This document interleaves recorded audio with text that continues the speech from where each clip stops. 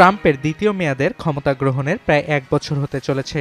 ভোটের আগে দেয়া নির্বাচনী জনসভায় ট্রাম্প যুক্তরাষ্ট্রের বাজারে ক্রমবর্ধমান মূল্যস্ফীতির জন্য প্রাক্তন বাইডেন প্রশাসনকে দায়ী করেন। পাশাপাশি রিপাবলিকানদের ভোট দিলে দ্রব্যের দাম কমানোরও ঘোষণা দেন Trump.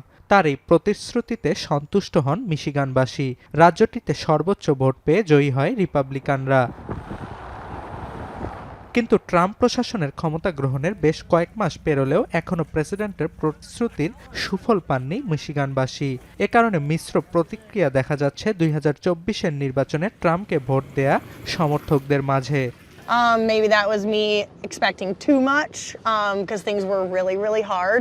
I mean, I'm a realistic person and I'm not just going to follow along somebody like a sheep, you know. I'm just not going to do that. I will follow you until I know it's not. Because the cost to go out to dinner and those kind of things have become substantially more expensive.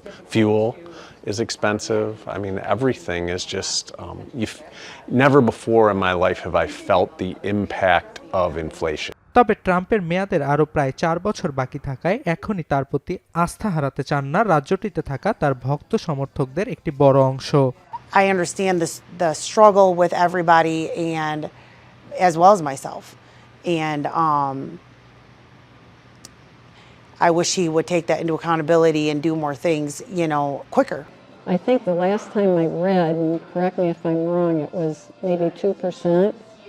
The previous administration, it was 9%. And so the inflation has gone down. তবে Trump সমর্থকরা মূল্যস্ফীতি নিয়ে পক্ষে বিপক্ষে কথা বললেও আগামী বছরের অনুষ্ঠিতব্য সিনেট নির্বাচনে এটিকে ঢাল হিসেবে ব্যবহার করবে বিরোধী ডেমোক্র্যাট শিবির। তবে হোয়াইট হাউসের দাবি, বাইডেন প্রশাসনের ভুলের খেসারত দিতে হচ্ছে ট্রাম্প প্রশাসনকে। অর্ণব প্রসাদ, এখন বিশ্ব।